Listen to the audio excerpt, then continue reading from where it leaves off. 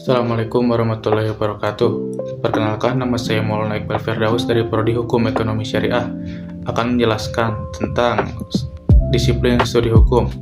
Apa saja? Mari kita cek. Yang pertama, sejarah hukum. Sejarah hukum adalah disiplin studi yang mempelajari perkembangan, asal-usul, evolusi sistem hukum, lembaga hukum, serta doktrin hukum dari masa lampau hingga ke bentuknya yang sekarang. Berikut adalah ruang lingkup sejarah hukum, yaitu studi ini mencakup pelacakan asal-usul hukum kuno, seperti hukum Romawi atau hukum adat masa lampau, proses kodifikasi hukum, transisi hukum kolonial ke hukum nasional, serta perubahan fungsi hukum akibat perubahan zaman. Berikut adalah kontribusi dan urgensi dari sejarah hukum. Yang pertama, memahami hukum positif. Hukum yang berlaku saat ini, ius constitutum, tidak terbentuk secara instan, melainkan merupakan akumulasi dari keputusan historis masa lalu. Memahami sejarah membantu kita memahami alasan di balik lahirnya suatu aturan. Yang kedua, mencegah kesalahan legislasi. Dengan mempelajari kegagalan atau kebersihan kebijakan hukum di masa lalu, pembuat undang-undang masa kini dapat menghindari kesalahan regulasi yang sama. Yang ketiga, memahami nilai orisinal. Membantu hakim dalam melakukan interpretasi historical interpretation terhadap undang-undang yang multitafsir. Yang berikutnya adalah sosiologi hukum.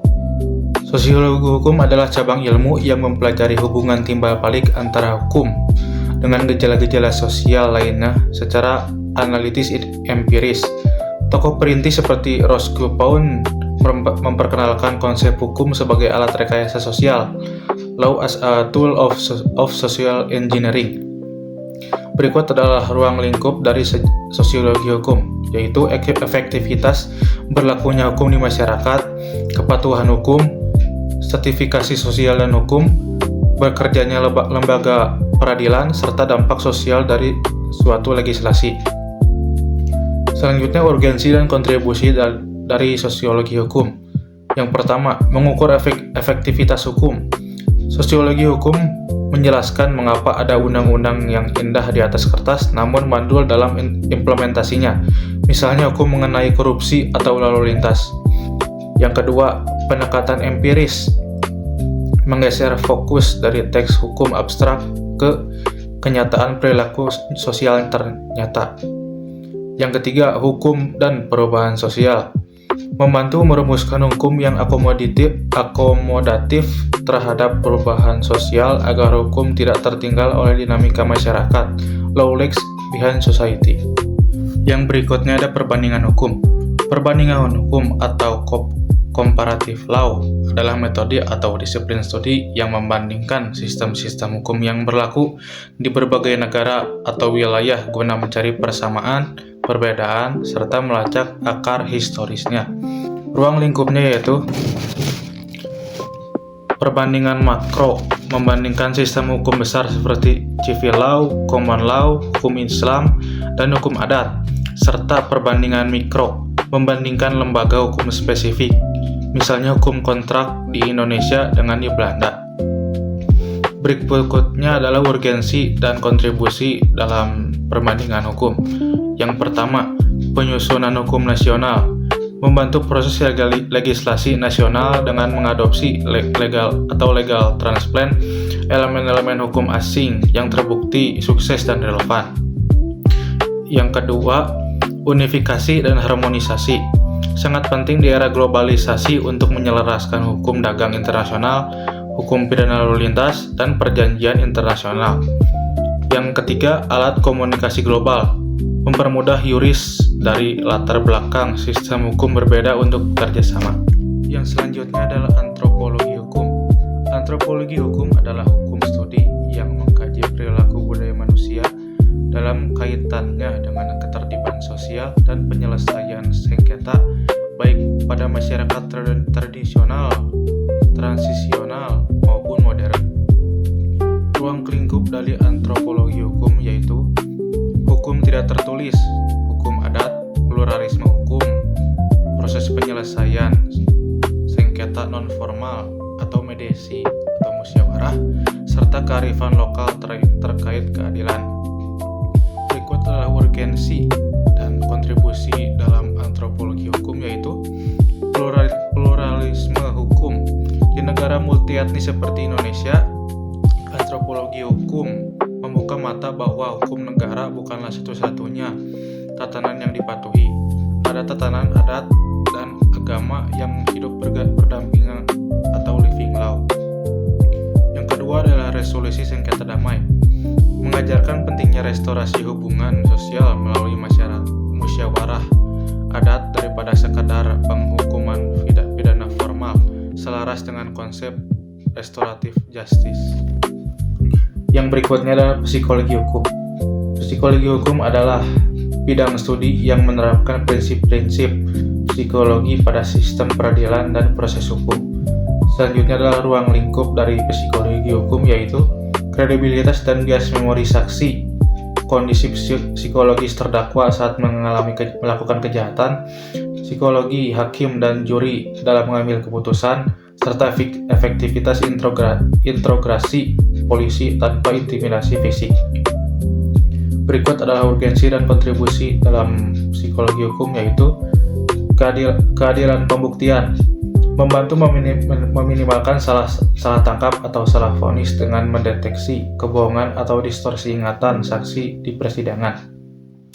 Yang kedua adalah penjatuhan pidana yang rasional, membantu hakim memahami motif psikologis pelaku kejahatan sehingga vonis yang dijatuhkan tidak hanya bersifat menghukum, tetapi juga merehabilitasi tersangka. Yang berikutnya adalah politik hukum. Politik hukum adalah arah kebijakan resmi negara mengenai hukum yang akan diberlakukan, ius constituendum, dan hukum yang berlaku saat ini atau ius constitutum dalam rangka mencapai tujuan negara. Berikut adalah ruang lingkup dari politik hukum, yaitu proses pembuatan undang-undang di parlemen, pengaruh konfigurasi politik demokratis versus otoritarian terhadap produk hukum, determinasi politik atas hukum, dan reformasi hukum nasional. Berikut adalah urgensi dari politik hukum, yaitu hukum tidak bebas nilai, yaitu menyadarkan kita bahwa pembuatan hukum selalu melibatkan pertarungan kepentingan politik dan ekonomi dari berbagai kelompok kepentingan. Yang kedua, perancang hukum masa depan, memberikan panduan taktis bagaimana merancang hukum yang dicita-citakan agar dapat disahkan melalui mekanisme politik formal tanpa mengorbankan asas keadilan. Yang selanjutnya adalah filsafat hukum. Filsafat hukum adalah filsafat yang merenungkan hakikat hukum paling dalam atau ontologi hukum, sumber kebenaran hukum atau epistemologi hukum, serta nilai guna hukum dalam kaitannya dengan moral dan keadilan atau aksiologi hukum. Berikut adalah ruang lingkup dari filsafat hukum, yaitu aliran-aliran besar hukum seperti hukum alam, positifisme hukum, mazhab sejarah, realisme hukum, hubungan antara hukum dan moral, serta konsep keadilan atau justice. Berikut adalah urgensi dan kontribusi dalam filsafat hukum, yaitu yang pertama, fondasi etnis hukum. Filsafat hukum menjadi benteng agar hukum positif tidak menjadi alat penindasan yang legal, seperti slogan historis lex injusta non es lex, atau undang-undang yang tidak adil bukanlah hukum. Yang kedua, berpikir radikal serta reflektif, melatih para praktisi hukum agar tidak sekadar menjadi corong undang-undang, melainkan pencari keadilan substantif. Berikutnya adalah contoh kasus integratif reformasi hukum pidana atau RKUHP ke UU nomor 1 tahun 2023. Yang pertama, filsafat hukum, memberikan arah agar pidana tidak lagi berorientasi pada pembalasan atau retributif, melainkan keadilan korektif dan rehabilitatif. Yang kedua adalah sejarah hukum, Contoh dari sejarah hukum yaitu mengevaluasi warisan KUHP kolonial Belanda atau WVS yang sudah berusia ratusan tahun dan tidak sesuai lagi dengan jiwa bangsa atau Volksgeist. Berikutnya adalah contoh dari politik hukum yaitu merumuskan strategi legislasi di DPR agar undang-undang baru ini dapat disahkan dengan kompromi politik yang demokratis. Yang berikutnya adalah contoh dari sosiologi dan antropologi hukum, yaitu memastikan hukum pidana baru mengakui eksistensi hukum yang hidup di masyarakat atau living law atau hukum adat. Yang berikutnya adalah contoh dari perbandingan hukum, yaitu membandingkan kodifikasi pidana modern di negara-negara Eropa kontinental lainnya untuk mengadopsi sanksi pidana alternatif seperti kerja sosial. Yang terakhir adalah contoh dari psikologi hukum, yaitu berkontribusi merumuskan batasan pertanggungjawaban pidana berdasarkan kondisi kesehatan mental pelaku. Yang berikutnya adalah kesimpulan. Kesimpulan, ilmu hukum adalah ilmu yang kaya dan dinamis. Pendekatan dogmatis, normatis, atau legal dogmatik mutlak diperlukan untuk kepastian hukum.